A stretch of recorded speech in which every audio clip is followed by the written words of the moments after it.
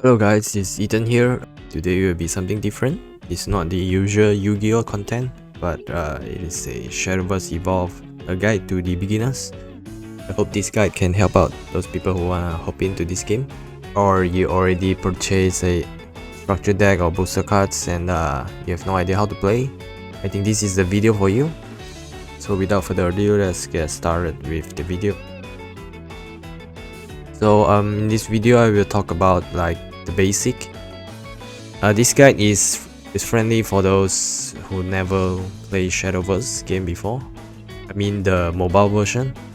So for those who ever play the mobile or PC version before, Shadowverse Evolve TCG will be a lot easier for you to pick up.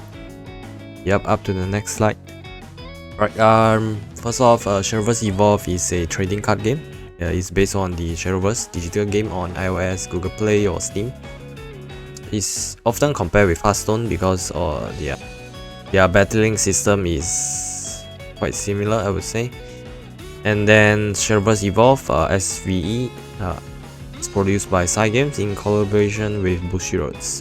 Bushiroads, you guys know, they are known for Vanguard, White Swords and Rebirth, etc. And then Cygames, on the other hand, they are being known for the Grand Blue Fantasy, Princess Connect, Uma Musume, things like that. All those mobile games. Shadowverse Evolve currently only printed in Japanese, so don't have to worry. There's a lot of translation on the web, so you can always pick it up, like how you learn to play Yu-Gi-Oh in Asia countries. And then the size of the card is in standard size, similar like a Pokemon or White Swords. And then, as I mentioned, their first release is in Japan on April 28th this year. And like Malaysia or other Asia countries we just got it recently, like early October. Right, let's talk about the card itself and the field zone. A class. You can imagine it as a job. You can only play one of the class. Your deck has to build around the class. So currently there's only 6 class, which is the Elf, Royal, Witch, Dragon, Nightmare and Bishop. And then there's a class called Neutral, but it's not a playable class. I will explain it later on. In the mobile game, we have a class which is called Bloodcraft and Shadowcraft. It's now been combined and been renamed as Nightmare in Shadowverse Evolve. There's a starter deck for each of the class. You can pick it up and then start from there. There will be a leader card for each of the class. For example, this leader card is from the starter deck, so it represent what class you are playing. So if you are holding a Elf leader card, so your opponent will know like what class are you playing. So there's a built-in NFC for application purposes, which I will cover later. Alright, moving forward, we have card types, which is the follower, spell and amulet. So I will go through one by one. Alright, starting off with the follower. Right, it usually stays on the field after being played. Right, for Yu-Gi-Oh reference, it's like the monster card. And then in Shadowverse Evolve, we call it as follower. Over here we have the cost and the class, the icon at the back. Cost to play the card is 3. And then we have the card ability, it's been written here. And the one over here is a flavor text. Then we have the attack and defense.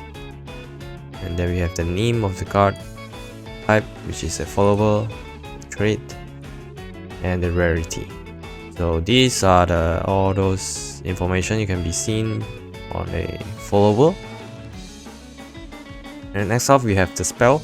It's being discarded after use, so it doesn't occupy any slot on the field even when played. So Yu-Gi-Oh reference, it's like a normal or quick play spell card. So similar to the follower, there is a cost and a class, a card ability, name, type, trait, and also the rarity. Side note, the rarity is irrelevant to the gameplay.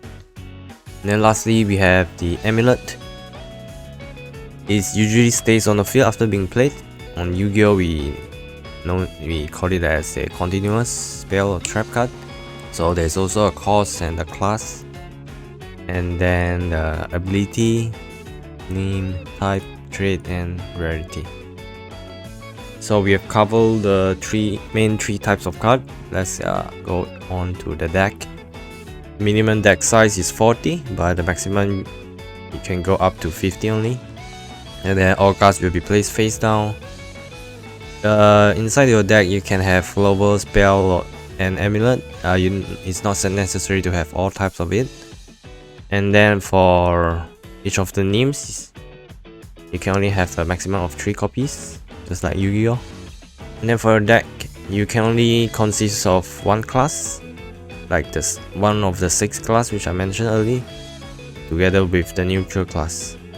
If you play royal class, then your deck can only have a cards from the royal and also neutral. If you play dragon, your decks can only have cards from the dragon class and also neutral class. Alright, pretty straightforward. Alright, up next I'm going to talk about the evolve follower. This is the bread and butter of the game. Like previously I covered the follower, but then some of the follower it can be evolved, and then once it's evolved, over the right, this is what it looks like. So they will have a similar name but different art, and then the ability text and stats may vary. Some might remain the same. And then on Yu-Gi-Oh reference, you can imagine it as an extra deck monster. But then not all follower can be evolved.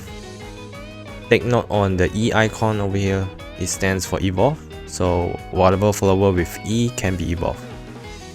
Evolve follower will be placed inside evolve deck. So we will have a separate deck which consists of 0 to 10. This deck is dedicated to evolve followers only. The same as the main deck, you can only have 3 copies for each name. Then those cards is placed back to the evolve deck in face-up positions after being destroyed. It's kind of like the same mechanic with the pendulum monster in Yu-Gi-Oh. Once they leave the field, they are being placed face-up on the extra deck. In this case, it's the evolve deck. But then the face-up evolve follower cannot be used anymore. That's why you might want to consider to play multiple copies of a similar card if you plan to evolve multiple times. And then there's one additional type of card which is called the token. Token is built by a ticket material. You guys can feel it when you guys have the card. It's often spawned or generated by other cards' ability. This token will not be kept in hand. It's usually on some specific area which I will cover later. So for token, they also will have follower, amulet, or spell. Alright, next up I would like to cover the field zone. Alright, starting on with the first area, which is the leader. Is where you place your leader card. So that your opponents know what class are you playing. And then here you place your main deck, evolve deck on the left, and then over the right side we have the play point.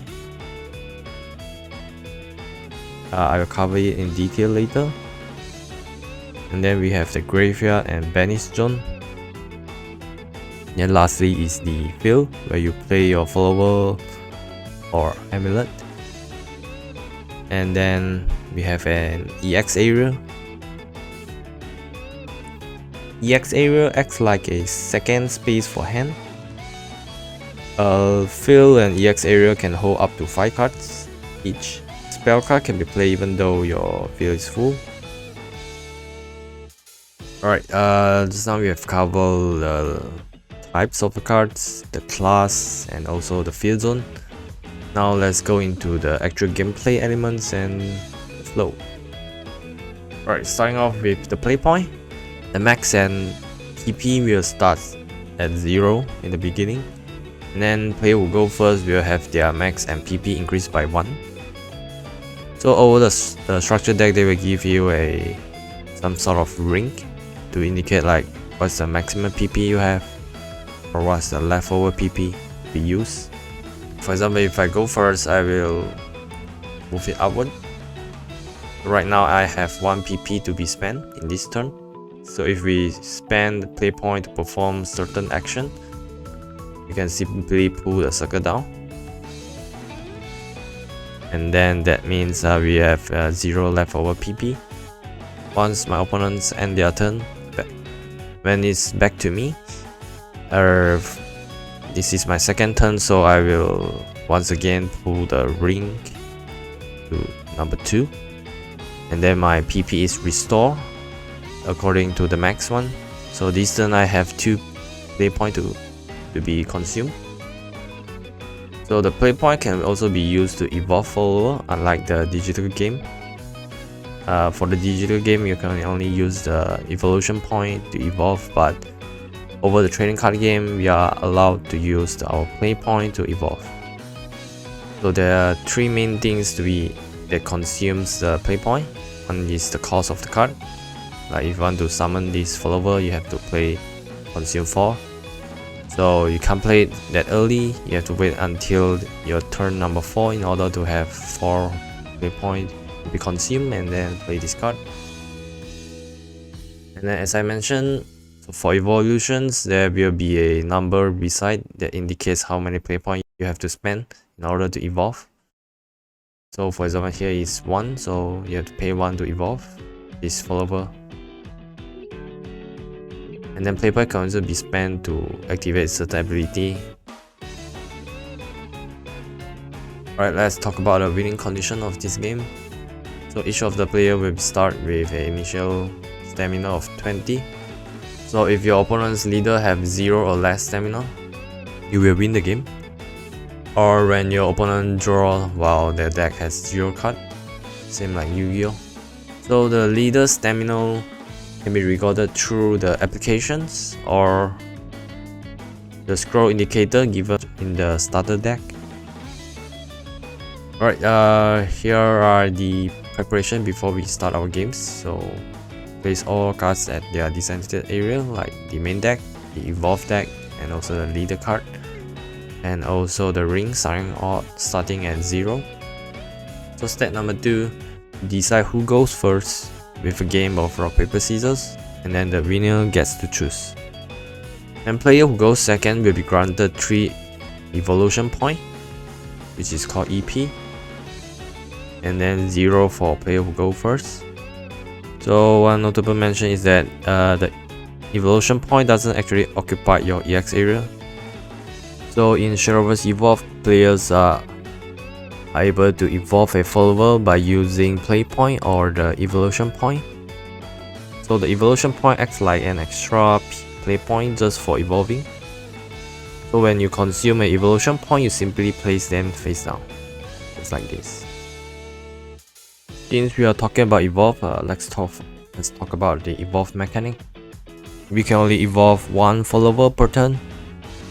So for evolving, we can only spend a maximum of 1 EP per turn. So in the case where a follower requires 2 play point to evolve, you can either consume 1 EP and 1 play point, or you can straight away consume 2 play point. It's not allowed to consume 2 evolution point at a single turn. Please take note on that. So how to evolve a follower? First off, you will have a follower being played to the field, and then for example, this one requires 1 play point to evolve, so I spend the evolution point, place the evolved follower on top of the non-evolved versions, just like the Axis monster in Yu-Gi-Oh! You overlay on top of it. So once this evolved follower is dead, you place it back to the evolved deck face up, while the non-evolved version will simply goes to the graveyard. So face up follower cannot be used anymore. If you ever play the similar card on the field again and you plan to evolve, you have to use a second copy of it. So back to the preparation before game starts. We have decided who go first or second, and then next up both players will draw 4 cards. And then starting from the first player may choose to mulligan once. To mulligan, you have to return all 4 cards to the bottom of the deck in any order, and then you draw the top 4 cards again. So unlike the digital game, you must return all cards if you wish to mulligan. And then starting off with the player will go first. Each of the turn consists of 3 phases. So the start phase, increase your maximum play point by 1 and then replenish your play point to the maximum. So the PP limit is 10. After that, you put all your cards in act to stand. I will cover like how a card will become in sideways later on. After that, you draw 1 from the deck. Keep in mind the first player will not draw in turn 1. It's quite easy to memorize. It's like increase your play point and then you stand and draw. Up to the main phase, you can do the following actions in any sequence as many times as you want. So you can either pay play point to play card, or you use a card's activate ability, or evolve a follower, but it's only up to once per turn. Or you can just simply attack with your follower.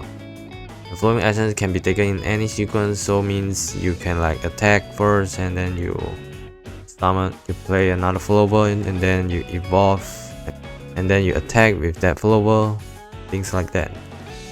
So once you have nothing else to perform, you proceed to the end phase. So during the end phase, you put any amount of your follower with ward to act. Keep in mind this is a optional one. I will cover what the ward is for later on. So during the end phase, your opponent may play quick spell. And then if you have 8 or more cards in hand, you have to discard until there's only 7. So once you have completed all the actions, you pass your turn to your opponent.